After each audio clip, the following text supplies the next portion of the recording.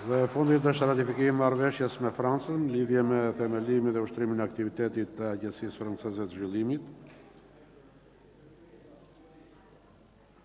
Dhe me këtë marrëveshje përfundojnë problemet që kishim sot në rend ditës. Nuk kemi mbaruar në... Ka ngel në një deputet pa votuar? Ka deputet që s'kan votuar? Ta depozitojnë fletën e votimit. Se mbyllë çështjet, para se të jap rezultatin e votimit çështjet që kishim sot, siç u thash në fillim të seancës, është kërkuar që të kalojmë me procedurë të përshpejtuar projekt ligji për ratifikimin e marrëveshjes së përbashkët të prokurimit ndërmjet Republikës së Shqipërisë, Komisionit Evropian dhe vendeve anëtare të Bashkimit Evropian, të prokuruar kundër masave mjekësore, për prokurimet kundër masave mjekësore. Thash që Komisioni për dhënien e mendimit do të jetë Komisioni i Çështjeve Ligjore, Komisioni i Politikës së Jashtme dhe Komisioni për Shëndetësinë, kurse Komision përgjegjës do të jetë ai Ekonomi Financës. Kush është dakord me kartona, ju lutem? Dakord, kundra ka? Nuk ka të bëjë me përputhshmërinë e legjislacionit fare. Nuk ka. Megjithatë, dakord, kaloj dhe te komisionari, të kaloj dhe tek projekt vendimit dhe te komisioni i integrimit. Po vetëm të mbaroj para datës 27, lutem. Që në datën 27 në drekat mlitet Komisioni i Ekonomisë, miratohet. Për sa minuta, duar minuta? Kurdo? Edhe 2 minuta, po t'jetë 2 minuta, dakord. Urdo, zëj, urdo.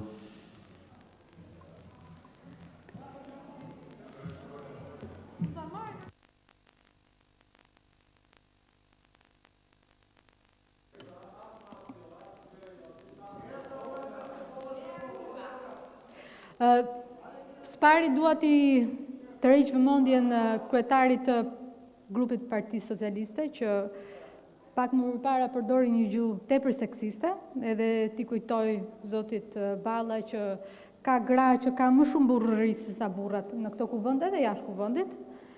Dhe për këtë t'jesh i qartë dhe doja që kjo të reflektohesh edhe në proces verbalin e kësaj seance. E kuptoj që të humb qetësia ndonjëherë, por t'jesh i sigurt për këtë fakt, sepse është fakt. E dyta, duhet të tërheq vëmendje për atë që thatë për zotin Alimadhi. Kjo nuk është e vërtetë, unë me zotin Alimadhi bashkë me kolegë të tjerë flas pothuajse çdo ditë dhe kemi folur madje edhe në telefon edhe kemi pyetur për gjendjen e tij shëndetësore.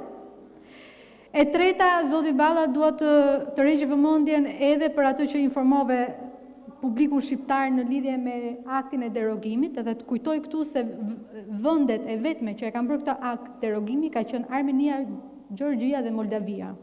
Tani, në këto gjendje që jemi sot. Kështu që nuk është një akt derogimi që është për të krenuar në këto kohë. Dhe fakti që unë e kritikova ishte për faktin se kishte zero transparencë në lidhje me këtë hap që bëri qeveria shqiptare pa i dhënë shpjegim qytetarëve shqiptarë pse po e bën këtë gjë.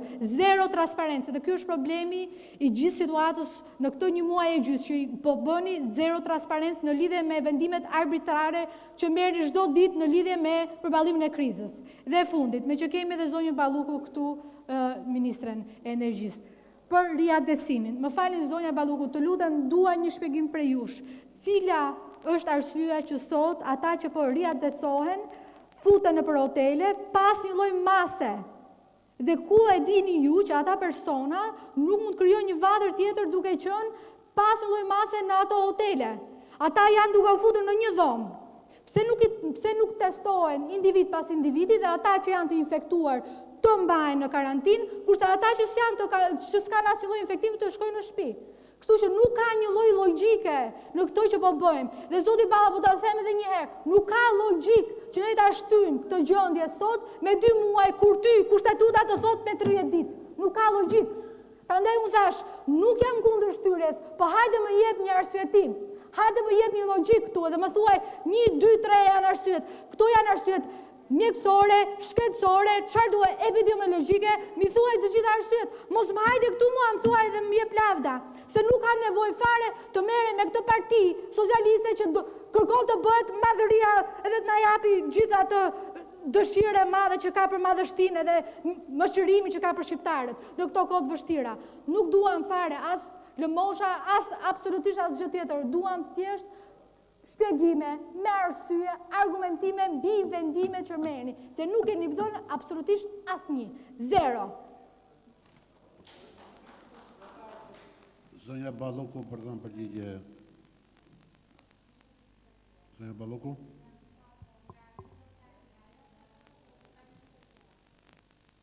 Më të flisin e vëndi, zonjë. Flisin e vëndi këtu, flisin e vëndi këtu.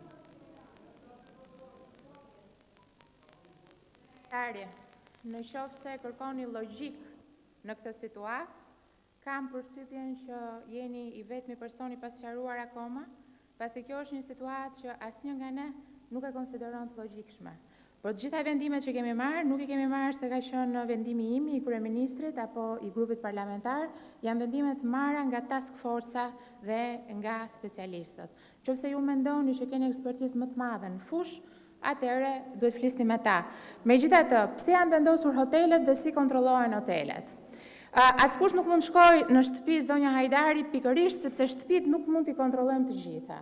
Edhe ata që deklarojnë që jetojnë vetëm, imagjinoni gjithë forcat e policisë, të cilat duhet të shkojnë, unë nuk të ndërpreva, Rudina, e dashur, më le ta them dhe unë.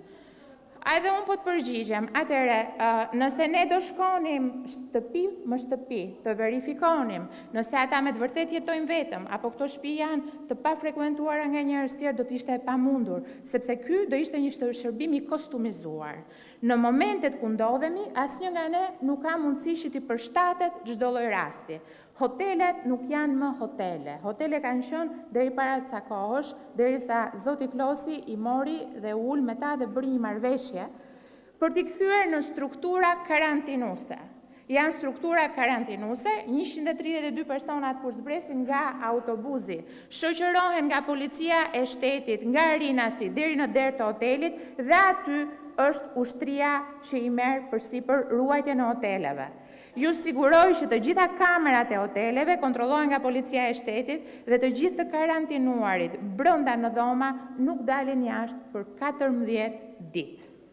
Në këto 14 ditë qëndrojnë të mbyllur në dhomë, jashtë çdo dhome ndodhet një karrige apo një komodin ku lihen çarçafët e pastër, mjetet e tjera të pastrimit dhomës që bëhen nga veti karantinuari dhe ushqimi sipas vakteve. Kur kanë kërkesa, lajmërojnë në recepcion dhe ne i plotësojmë kërkesa për gjithçka nevoja personale që ata kanë. Pra kjo është mënyra më e mirë e karantinimit që ne sot mund të ofrojmë, pikërisht në respekt të gjithë sakrificës që ka bërë ky popull për 7 javë të tëra. Kjo është përgjigjja nëse ke diçka tjetër, Rudina, më thuaj. Jo, të lutem se s'është pazar. Zoti Balla i fundit.